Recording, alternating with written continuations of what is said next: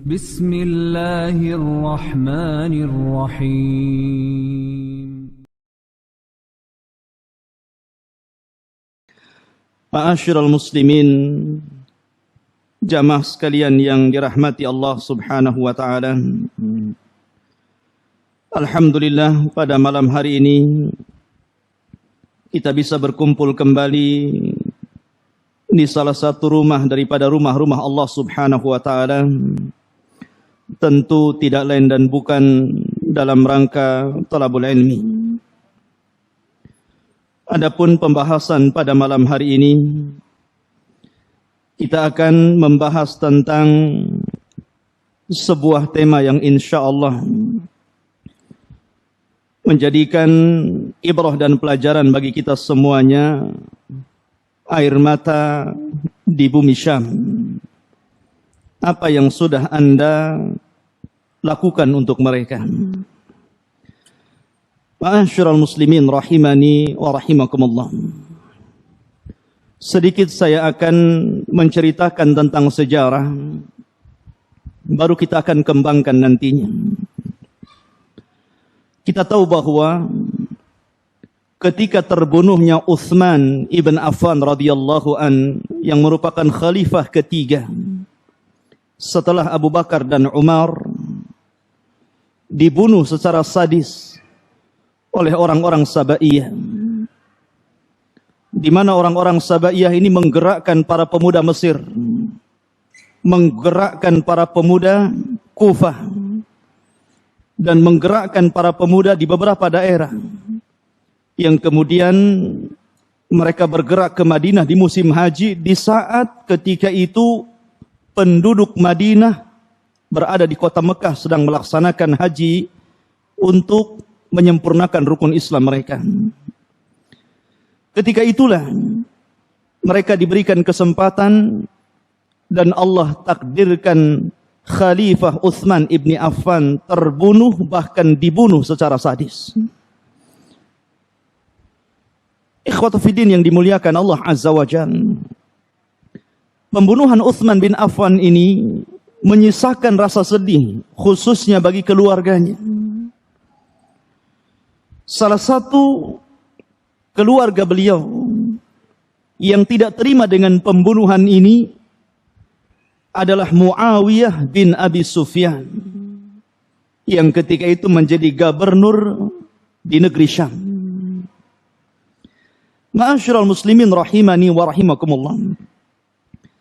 Ketika terbunuhnya Khalifah Utsman ibni Affan radhiyallahu an, maka penduduk Madinah, penduduk Mekah dan daerah-daerah yang lainnya seperti Yaman dan sekitarnya, maka mereka hendak mengangkat seorang khalifah sebagai pengganti daripada Utsman ibni Affan radhiyallahu an. Dan sepakat ketika itu yang terpilih adalah Ali bin Abi Thalib, karena memang tidak ada yang layak untuk menggantikan Utsman kecuali beliau. Akan tapi ikhwatu fiddin yang dimuliakan Allah Azza wa Jalla, terjadi perselisihan pendapat antara pendapat Ali radhiyallahu an dan pendapat Muawiyah bin Abi Sufyan yang ada di Syam ketika itu. Muawiyah meminta bahwa sebelum penobatan Ali radhiyallahu an atau membaiat Ali menjadi khalifah sepeninggal Utsman bin Affan, Muawiyah menuntut darah Utsman bin Affan. Dia meminta bahwa seluruh para pembunuh dan terlibat pembunuhan Utsman ditangkap dan diadili seadil-adilnya. Akan tapi Ali radhiyallahu an berpendapat lain.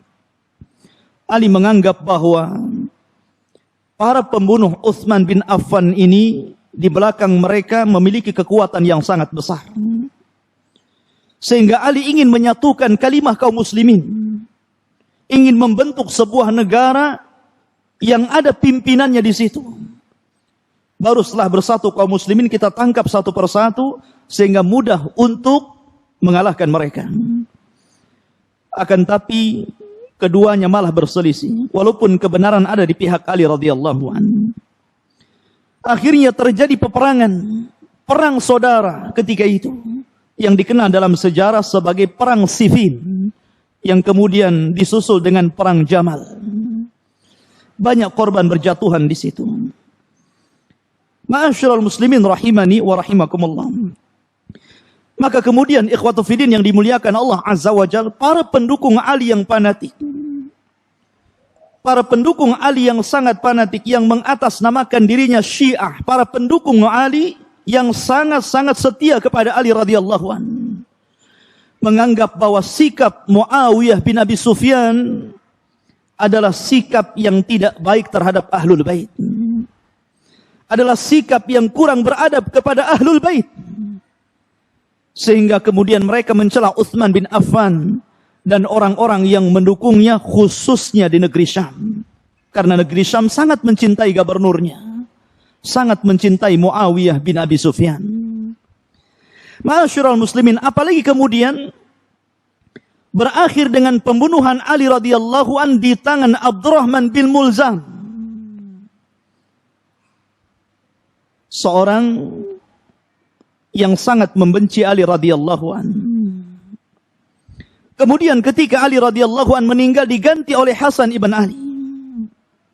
Ketika itu seluruh manusia sangat mencintai Hasan ibn Ali dan ingin membalas terhadap Muawiyah bin Abi Sufyan. Akan tapi kemudian Hasan pun menyerahkan kekuasaannya kepada Muawiyah, misdaqan biqaulin Nabi sallallahu alaihi wasallam, karena membenarkan sabda Rasul bahwa di antara cucuku ada yang akan mendamaikan dua kekuatan besar yang akan saling berperang. Dengan diserahkan kekuasaannya kepada Muawiyah bin Abi Sufyan, dan dia raja pertama dalam Islam, maka ketika itulah banyak para pendukung Ali yang sebelumnya merasa kecewa. Sehingga kemudian ikhwatu fiddin yang dimuliakan Allah Azza wa Jalla, muncullah orang-orang yang disebut dengan Rafidhah, yang belakangan kemudian mencela Abu Bakar dan Umar dan membela Ahlul Baiti Rasulullah sallallahu alaihi wasallam menurut pengakuan mereka. Dan mereka menuduh bahwa di balik korban berjatuhan keluarga Nabi sallallahu alaihi wasallam, anak cucu Ali radhiyallahu an dan anak cucu Nabi sallallahu alaihi wasallam, didalangi oleh keluarga Muawiyah bin Abi Sufyan. Dari sinilah kebencian Rafidhah sampai hari ini berusaha untuk menghancurkan ahli sunnah di Syam. Ma'asyiral muslimin rahimani wa rahimakumullah. Bagaimana bisa mereka membenci Muawiyah, sementara Muawiyah adalah katibu wahyu Nabi sallallahu alaihi wasallam, penulis wahyu Rasul. Dia adalah yang menulis wahyu Nabi sallallahu alaihi wasallam. Ma'asyiral muslimin rahimani wa rahimakumullah. Kebencian orang-orang Rafidhah ikhwatu fiddin terhadap ahli sunnah yang ada di Syam kemudian melebar dan membenci kepada seluruh ahli sunnah di belahan dunia. Ma'asyiral muslimin rahimani wa rahimakumullah. Sedikit kita akan menjelaskan tentang keutamaan Syam. Saya tidak hendak membela orang-orang yang mengatasnamakan ISIS, karena para ulama sudah memfatwakan tentang sesatnya mereka. Para ulama telah menjelaskan tentang penyimpangan-penyimpangan mereka, sehingga kita tidak perlu membahas tentang mereka. Cukuplah para ulama yang membicarakan tentang mereka. Tapi kita hendak bicara tentang kaum muslimin, jiwa kaum muslimin, jiwa saudara-saudara kita yang terbunuh tanpa ada sebab yang benar. Ma'asyiral muslimin rahimani wa rahimakumullah. Kalau kita mengaca kepada sejarah Syam, Syam adalah biladul anbiya, negerinya para nabi dan rasul, negerinya Ibrahim alaihi salatu wassalam, negerinya Lut alaihi salatu wassalam, negerinya Sulaiman, negerinya Nabi Musa alaihi salatu wassalam. Bahkan Isa bin Maryam akan turun di Syam di akhir zaman, di sebuah menara putih sebelah timur di Damaskus atau Dimask. Ma'asyiral muslimin rahimani wa rahimakumullah. Para sahabat Nabi sallallahu alaihi wasallam Mereka banyak berada di Syam. Kalau Anda bertanya tentang Syam, maka para sahabat Nabi SAW 900 lebih para sahabat mereka menyaksikan dan pernah tinggal di Syam. Lihatlah Khalid ibn Walid, Bilal bin Rabah, Dihyatul Kalbi, Abi Umamah Al-Bahili radhiyallahu anhum yang pernah berbaiat kepada Nabi SAW tahta syajarah, di bawah pohon. Lihat pula Abdullah bin Mas'ud, seorang yang suara membaca Al-Qur'annya disejajarkan dengan malaikat Jibril. Lihat pula Miqdan. Lihat pula Safinah maula Rasulullah SAW. Lihat pula Ubadah bin Samit yang mengajarkan Al-Qur'an kepada sahabat-sahabat Nabi SAW. Lihatlah Salamah bin Aqwa. Lihatlah Muawiyah bin Abi Sufyan, penulis wahyu Nabi SAW. Dan banyak para sahabat Nabi SAW yang pernah tinggal di Syam, termasuk muadzinul Islam Bilal ibn Rabah radhiyallahu an. Setelah dia tidak menjabat muadzin di kota Madinah, dia berangkat ke Syam dan berjihad di Syam. Jadi Syam adalah negerinya para nabi dan rasul, negerinya para sahabat-sahabat Rasul. Syam negeri yang melahirkan para ulama hebat, melahirkan kitab-kitab ahli sunnah yang menjadi rujukan dunia. Ma'asyiral muslimin, Anda kenal siapa Imam Ibnu Qudamah rahimahullahu ta'ala, pengarang kitab Al-Mughni. Kitab ini menjadi rujukan para ulama sampai hari ini, bahkan sampai kiamat dibangkitkan. Lihatlah karya beliau Al-Umdatu fil Fiqh. Bahkan kitab akidah yang ditulis beliau Lum'atul I'tiqad, yang merupakan akidah ahli sunnah wal jamaah, menjadi rujukan sampai hari ini. Lihat pula Iz bin Abdissalam, yang disebut oleh para ulama Sultanul Ulama, pemimpinnya para ulama. Dia lahir di Damaskus, Syam. Karyanya Mukhtasar Sahih Imam Muslim. Karyanya Al-Qawaid Al-Kubra. Al-Qawaid Al-Kubra. Dan banyak karya beliau yang menjadi rujukan para ulama setelahnya sampai hari ini. Lihat pula Abul Abbas, Syekhul Islam Ibn Taimiyah rahimahullahu ta'ala. Siapa yang tidak kenal Syekhul Islam Ibn Taimiyah rahimahullahu ta'ala? Karyanya Majmu'ul Fatawa, karya besar yang menjadikan rujukan para ulama dan kita semuanya.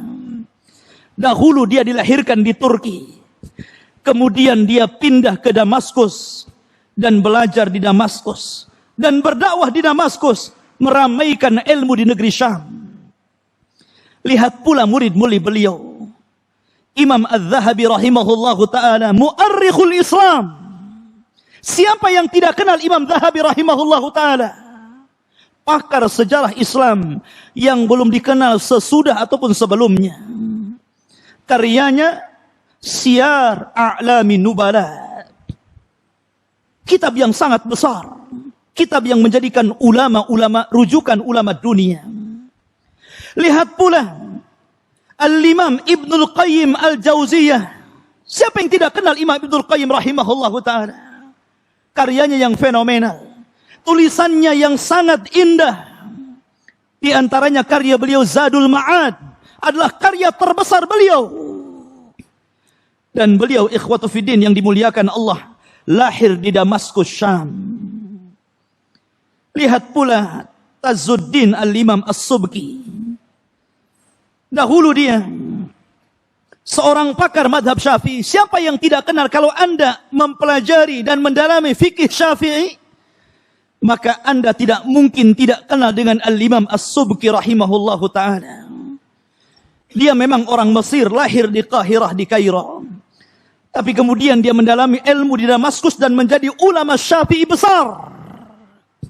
Syam bilad al-ulama, negerinya para ulama. Anda bisa melihat bagaimana karya besar Imam Ibnu Katsir. Siapa yang tidak kenal Ibnu Katsir rahimahullahu ta'ala? Seorang pengarang kitab Tafsirul Azim Ibnu Katsir.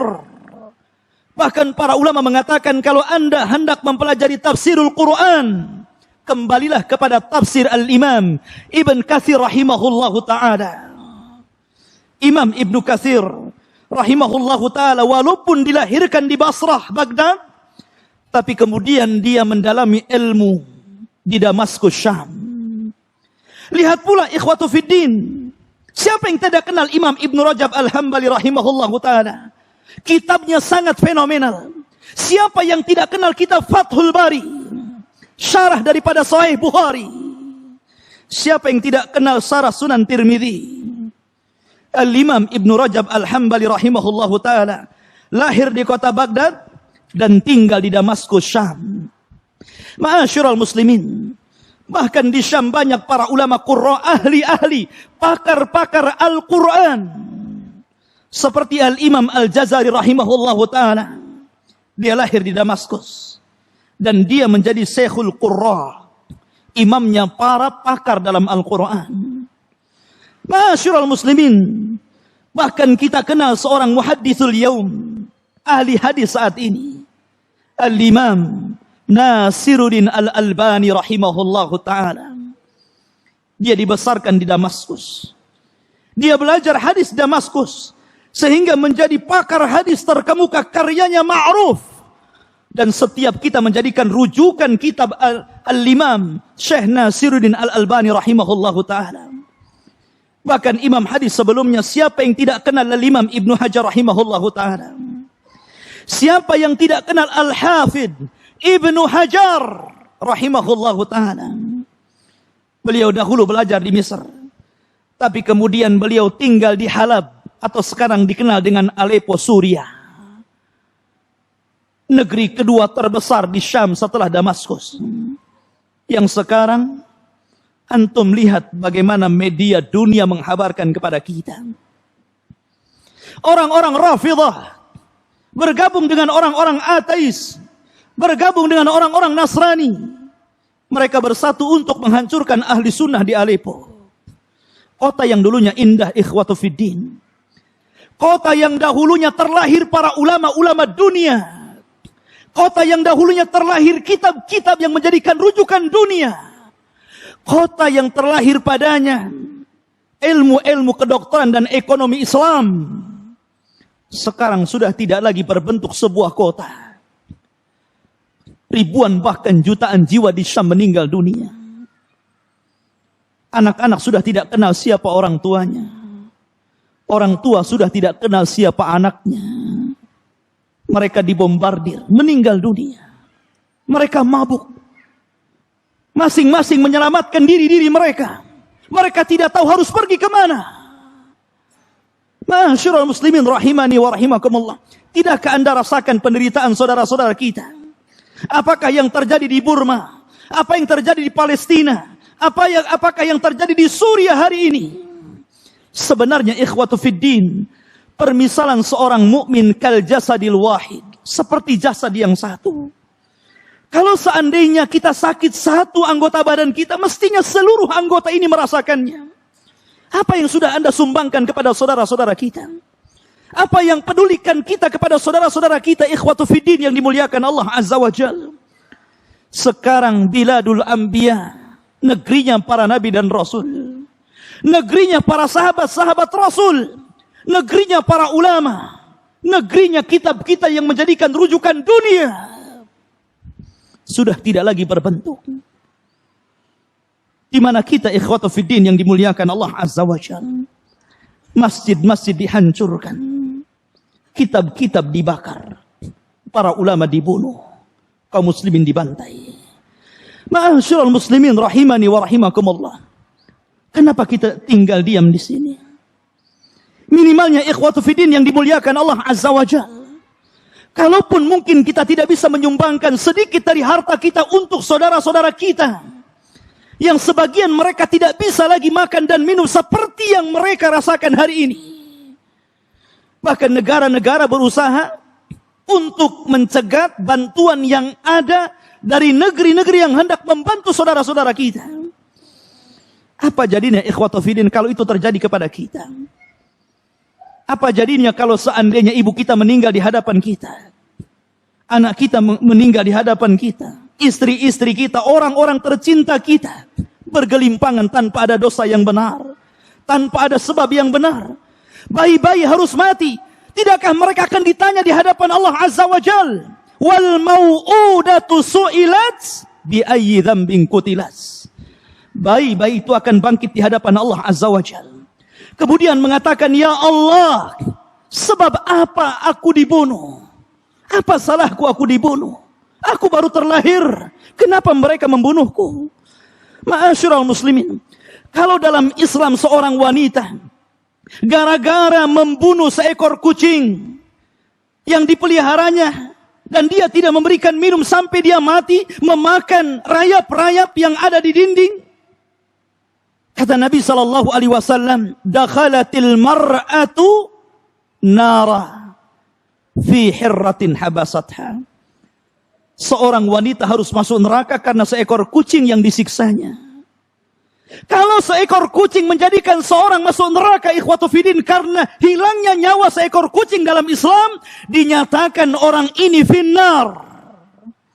Bagaimana kalau yang hilang adalah jiwa seorang muslim? Yang bandingannya, ikhwatu fiddin, bahwa hilangnya dunia dan seisinya lebih ringan daripada hilangnya jiwa seorang muslim. Bukankah Rasul mengatakan, lanaqtulal ka'bata hajaran hajaran ahwan indallah min iraqati dami muslim. Seandainya kita hancurkan Ka'bah berkeping-keping, masih lebih ringan dosanya dibandingkan kita mengalirkan darah seorang muslim. Ma'asyiral muslimin rahimani wa rahimakumullah. Mereka dibunuh tanpa ada sebab yang benar. Ma'asyiral muslimin, kalau Anda tidak bisa membantu mereka, minimalnya kita membantu dengan silahul mu'min, senjatanya orang Islam. Apa senjatanya orang mukmin? Senjata ini bisa dilakukan siapapun. Senjata ini dipegang oleh siapapun bisa, oleh anak-anak, oleh orang dewasa, oleh orang tua, oleh laki-laki, oleh perempuan, siapapun bisa memegang senjata ini. Kenapa Anda tidak menggunakan senjata ini? Memegang senjata ini tanpa syarat, tanpa harus membelinya, tanpa ada apapun. Semua orang memiliki senjata ini. Kata Nabi SAW, ad-du'a usilahul mu'min. Doa itu senjatanya orang-orang yang beriman. Doa itu senjatanya orang-orang yang beriman. Ma'asyiral muslimin, dahulu Rasul SAW ketika melintasi di kota Mekah, dia melihat ada seseorang yang terikat di pohon. Ketika dilihat, ternyata dia Sumayyah, seorang budak yang beriman lebih awal kepada agama Nabi SAW. Dilihat di sampingnya suaminya Yasir sedang diazab, dan di sampingnya ada anak kecil. Dialah ikhwatu fiddin yang dimuliakan Allah Azza wa Jalla, Ammar ibn Yasir. Ketiga-tiganya sedang diazab oleh orang-orang kafir Quraisy ketika itu. Nabi SAW tidak sanggup memberikan bantuan kepada mereka, karena ketika itu Islam belum berkembang, belum banyak orang yang masuk Islam. Nabi SAW hanya melewati mereka saja, serai berdoa kepada Allah Azza wa Jal dan mengatakan, sabran ya ala Yasir, fa inna mau'idukumul jannah. Sabarlah wahai keluarga Yasir, sesungguhnya Allah telah menjanjikan kepada kalian sorga. Kemudian Nabi SAW lewat. Ketika itu dia melihat Bilal bin Rabah radhiyallahu anhu. Bilal bin Rabah yang sedang diikat di sebuah batu dengan terik matahari yang luar biasa, sedang disiksa oleh majikannya karena beriman kepada Allah. Wa ma naqamu illa ayyuminu billahil azizil hamid. Demi Allah, tidaklah Bilal diazab oleh musuh-musuh dakwah, melainkan karena dia beriman kepada Allah Subhanahu wa ta'ala, bukan karena yang lainnya. Bilal hanya mengatakan ahadul ahad, ahadul ahad, dan terus memperjuangkan akidahnya, dan tetap disiksa oleh orang-orang Quraisy. Rasul tidak bisa apa-apa. Rasul tidak bisa membantu Bilal. Rasul hanya mendoakan Bilal bin Rabah agar Bilal tetap sabar di atas akidahnya yang hak, Sampai kemudian Abu Bakar Siddiq radhiyallahu an membeli Bilal dengan harga yang sangat mahal, melebihi harga-harga budak yang lainnya. Kemudian Nabi SAW melintasi. Ketika itu dia melihat Khabbab bin Arat radhiyallahu an. Khabbab ibn Arat radhiyallahu an. Dia sedang disiksa. Diambilnya besi panas.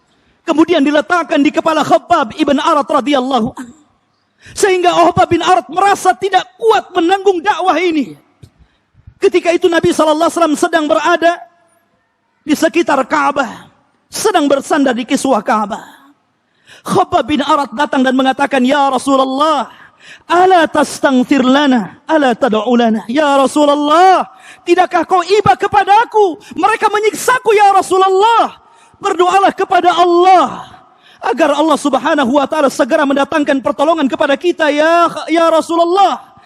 Tapi Nabi SAW mengatakan, "Ya Khabbab, ya Khabbab, bukankah orang sebelummu ya Khabbab disiksa lebih parah daripada siksaan dirimu? Dahulu ada orang yang dikubur hidup-hidup, tapi mereka mempertahankan akidah mereka. Dahulu ada orang yang disisir dengan sisir besi, sehingga dagingnya terkelupas dari tulang-tulang mereka. Tapi mereka tidak pernah meninggalkan agama mereka. Dahulu ada yang dibelah kepalanya sehingga tubuhnya menjadi dua, pun tidak pernah meninggalkan agama mereka. Ya Khabbab, engkau tergesa-gesa untuk kemenangan ini. Ya Khabbab, kelak kemenangan itu akan datang kepada kalian, sehingga orang-orang yang berjalan dari Son'a ke Hadral Maut, Yaman, mereka tidak akan takut kecuali kepada Allah Subhanahu wa taala." Ma'asyiral muslimin, kalau Anda tidak bisa memberikan apapun kepada saudara kita yang ada di Burma, yang ada di Palestina, yang ada di Suriah, atau yang ada di belahan dunia, yang mereka sedang ditindas, dibunuh, disiksa, maka berikanlah senjata kita kepada mereka. Berdoalah untuk mereka, ikhwatu fiddin yang dimuliakan Allah Azza wa Jalla. Karena senjata ini paling ditakuti oleh orang-orang kafir. Orang kafir lebih takut daripada senjata doa daripada senjata bom waktu, nuklir atau yang lainnya. Perhatikan ikhwatu fiddin yang dimuliakan Allah Azza wa Jalla. Kisah-kisah ini. Dahulu di zaman Nabi SAW ada seorang yang bernama Utbah bin Rabi'ah. Seorang yang sangat memusuhi Nabi SAW. Asyadda adawatan bin Nabi SAW. Orang yang sangat membenci Nabi SAW. Ketika orang-orang Quraisy mendatangi Abu Talib, kemudian mengatakan, "Ya Abu Talib, inna ibna akhik qad sabba alihatina wa saffaha ahlamana wa farraqa jama'atana." Wahai Abu Talib, sesungguhnya anak saudaramu Muhammad sudah membodoh-bodohkan Tuhan-Tuhan kami, sudah membodoh-bodohkan agama-agama kami, bahkan sudah memporak-porandakan barisan kami. Kalau engkau tidak mencegahnya, kami yang akan mencegahnya. Maka Abu Talib mendatangi Nabi SAW dan mengatakan, Ya ibna akhi, wahai anak saudaraku, orang-orang Quraisy telah mengancam diriku untuk menghentikan dakwahmu. Tapi Nabi SAW mengatakan, Ya ammi, law wada'u syamsa fi yamini ala dha'fir riwayah wal qamaru fi shimali wallahi ma taraktu hadzal amr. Wahai pamanku, kalaulah mereka orang-orang kafir Quraisy itu menekan aku dengan membawa matahari, kemudian memaksa untuk tangan kananku memegang matahari tersebut dengan begitu panasnya, ataupun mereka memaksa aku untuk memegang bulan di tangan kiriku agar aku berhenti dari dakwah tauhid, wallahi ma taraktu hadzal amr, demi Allah aku tidak akan meninggalkan perkara ini. Dakwah yang sangat mulia, sehingga orang-orang Quraisy tidak bisa menekan Nabi SAW. Sehingga Utbah bin Rabi'ah ini mendatangi Nabi SAW dan mengatakan, Ya Muhammad, turidu malan? Wahai Muhammad, engkau ingin harta? Khudh ma syi'ta minal amwal. Ambil seberapa banyak dari harta yang kau inginkan, kami akan beri. Ya Muhammad, turidu zawajan? Zawajnaka bi ajmali fatati Quraisyin. Ya Muhammad, kamu ingin menikah dengan wanita cantik? Silahkan pilih. Mana wanita tercantik di Quraisy, kami akan nikahkan dia dengan kamu. Ya Muhammad, turidu malikan?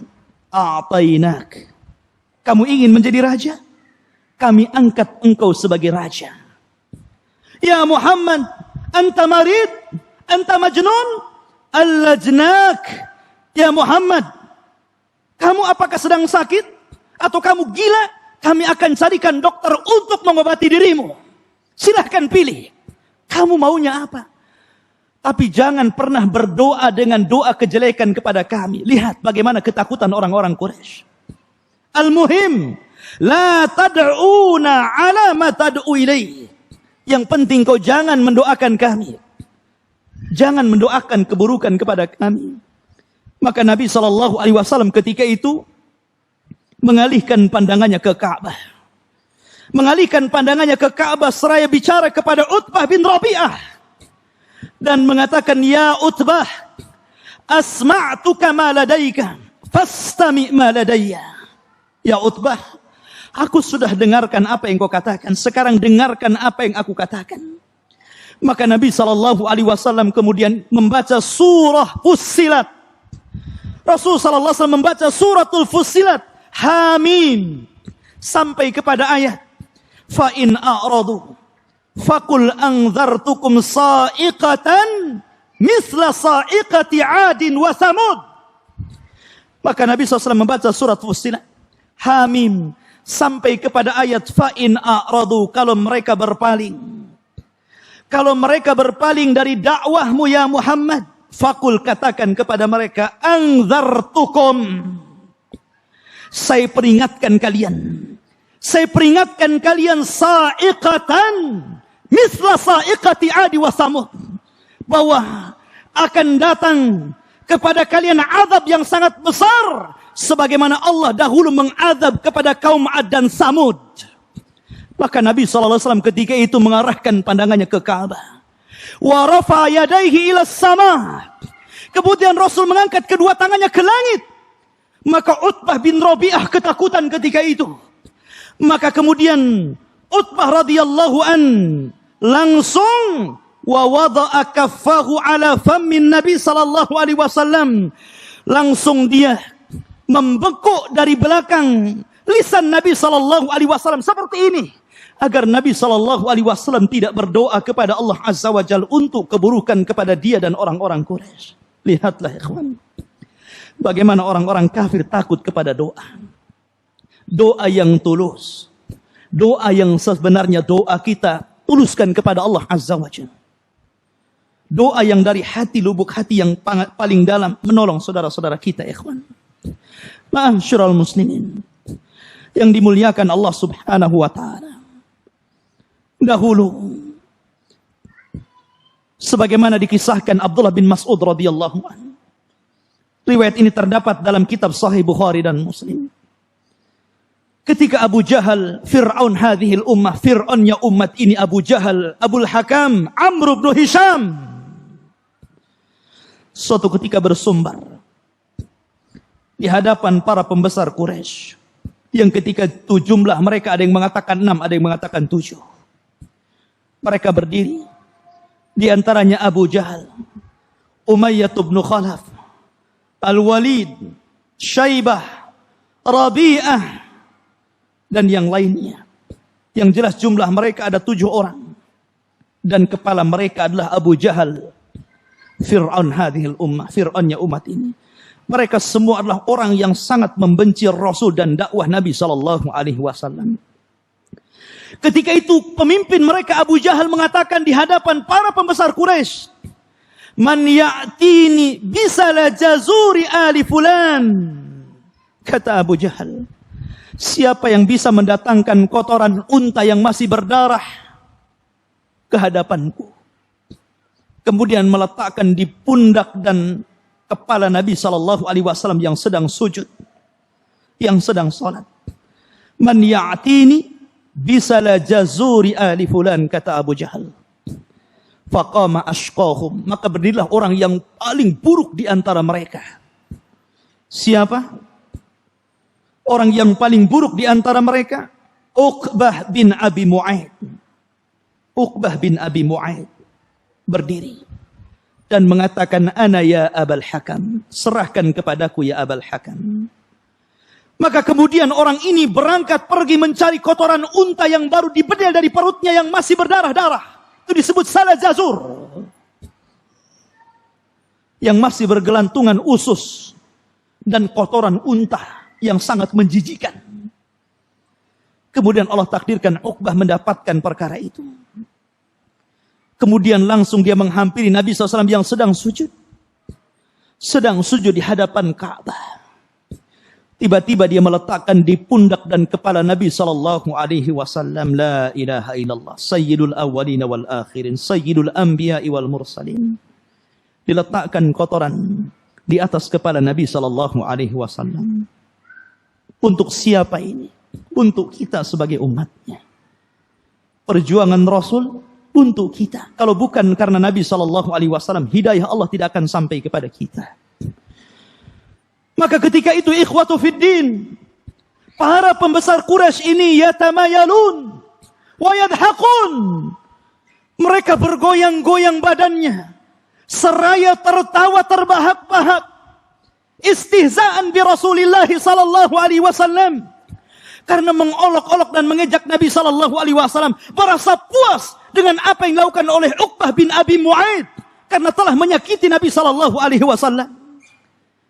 Maka ketika itu datanglah Fatimah bintu Rasulillah sallallahu alaihi wasallam melihat ayahnya yang sedang dihinakan oleh orang-orang Quraisy.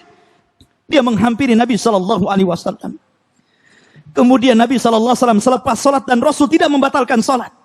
Walaupun kotoran dan darah terus mengalir di pipi beliau. Rasul hanya berusaha menghilangkan darah itu.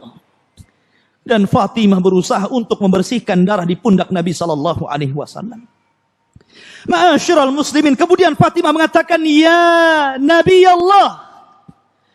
Dalam riwayat Imam Ahmad yang tertera dalam musnadnya mengatakan, "Ya abati," wahai ayah tersayangku.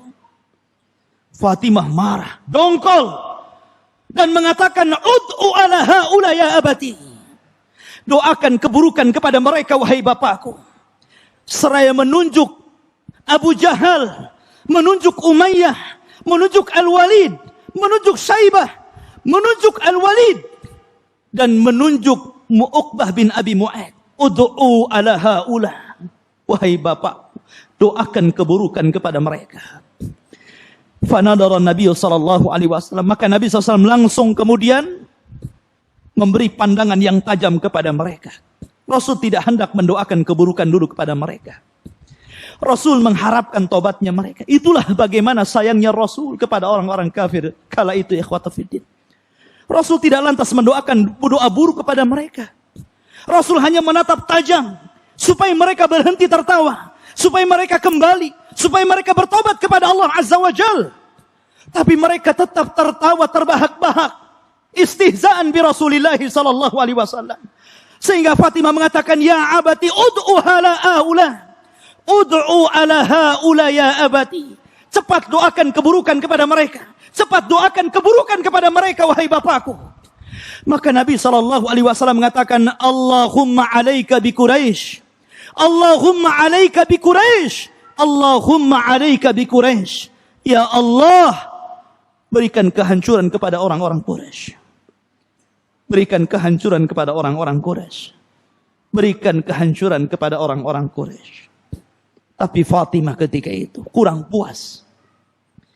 Karena Nabi SAW berdoa dengan doa yang umum. Fatimah menginginkan bahwa Rasul berdoa menyebutkan nama satu persatu mereka. Karena ketika Rasul mengatakan, "Allahumma 'alaika bi Quraisy," mereka tetap saja dalam kondisi tertawa, istihza, mengolok-olok Nabi sallallahu alaihi wasallam. Maka Nabi sallallahu alaihi wasallam mengatakan, "Allahumma 'alaika ya Aba Jahlin. Allahumma 'alaika ya Uqbah.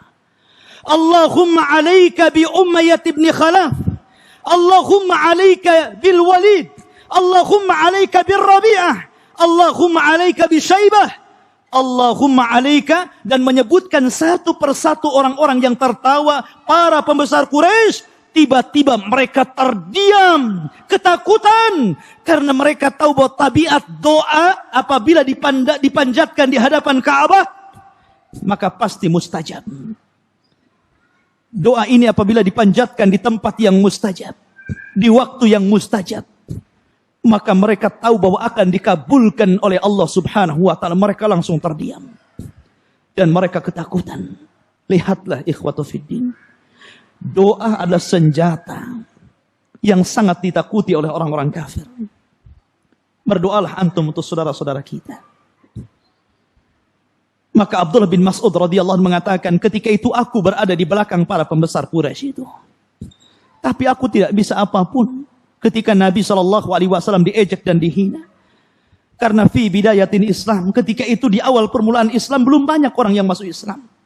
Sehingga aku hanya berdoa dan melihat dengan penglihatan kesedihan bagaimana Nabi Allah Subhanahu wa taala sedang dihinakan oleh para pembesar Quraisy. Tapi Abdullah bin Mas'ud radhiyallahu anhu dia bersumpah. Dia bersumpah mengatakan, demi Allah, kata Abdullah bin Mas'ud, laqad ra'aituhum alladzina fa'alu hadzal fi'la sar'an yauma badrin. Kata Abdullah bin Mas'ud, demi Allah, orang-orang yang didoakan buruk oleh Rasul pada hari itu, mereka terbantai semua ketika perang Badar. Mereka dihinakan oleh Allah Azza wa Jalla. Bahkan Abu Jahal dibunuh oleh 2 anak kecil putra daripada Afra. Itu sebuah kehinaan kepada Abu Jahal, seorang jenderal perang dibunuh oleh anak-anak. Ma'asyiral muslimin, sementara orang yang meletakkan salah jazur, kotoran unta ke kepala Nabi SAW ditangkap, kemudian disalib, dan dia awal man suliba fil Islam, orang yang pertama disalib dalam Islam, kemudian dibunuh karena telah menghina Nabi SAW. Ma'asyiral muslimin, rahimani wa rahimakumullah. Lihatlah ikhwatu fiddin, jangan pernah meremehkan sebuah doa. Doa sekecil apapun Allah pasti mendengarnya. Karena terkadang seorang muslim tidak pernah menghargai sebuah doa. Ya, memang hanya para nabi dan rasul yang menghargai sebuah doa dan orang-orang yang mengikuti mereka. Maka mulai hari ini hargai doa. Berdoalah untuk kebaikan kita, kebaikan keluarga kita, dan kebaikan kepada saudara-saudara kita. Bukankah Nabi SAW di malam hari yang keesokannya akan terjadi perang Badar, Nabi SAW sudah memprediksi ketika itu bahwa kekuatan tidak sangat adil. Karena jumlah kaum muslimin hanya 300 lebih. Sementara jumlah orang-orang kafir lebih daripada 1000. Ini jumlah yang tidak berbanding dengan persiapan perang yang tidak cukup, dengan kemampuan perang yang tidak terlatih. Dan ini perang perdana dalam Islam. Perang yang menentukan disembah dan tidaknya Allah Subhanahu wa taala. Maka ketika itu Rasul sallallahu alaihi wasallam hanya berdoa kepada Allah Azza wa Jalla meminta kemenangan. Dia hanya mengatakan pada malam itu, ya Rabbi anjiz ma wa'adtani ya Rabb. Wahai Allah, berikan janjimu kepada kami. Berikan janjimu yang telah kau janjikan kepadaku. Allahumma in tuhzam hadhil isabah. Allahumma in tuhzam hadhil isabah falan tu'bad fil ardi abada. Ya Allah, kalau engkau hancurkan kelompok yang sedikit ini, demi Allah, engkau tidak akan pernah disembah selamanya di permukaan bumi ini. Maka kemudian sampai selendangnya Rasul terbang, jatuh dari kepala Rasul. Abu Bakar mengambilnya, hasbuka ya Rasulullah. Cukuplah wahai Rasul, Allah telah mendengar doamu. Maka kemudian keesokan harinya terjadi perang Badar, perang yang menentukan ashabul haq wa ashabul batil, Hizbullah wa hizbus syaitan. Maka kemudian Allah Subhanahu wa taala mengijabah doa Nabi sallallahu alaihi wasallam, iyastaghitsuna rabbakum fastajaba lakum anni mumiddukum bi alfin minal malaikati munzirin. Ketika mereka istighatsah meminta pertolongan kepada Rabb kalian, Allah terima doa kalian dan Allah ijabah doa kalian. Kami kirim bi alfin minal malaika, 1000 malaikat yang dipimpin Sayyidul Malaika Jibril alaihi salatu wassalam, sehingga menghabiskan memenangkan tentara kaum muslimin dan terjadi kekalahan bagi orang-orang kafir. Kam min fi'atin qalilatin ghalabat fi'atan katsiratan biidznillah. Ma'asyiral muslimin rahimani wa rahimakumullah. Ma'asyiral muslimin, lihatlah Nuh alaihi salatu wassalam. Nuh alaihi salatu wassalam yang sudah berdakwah 950 tahun lamanya.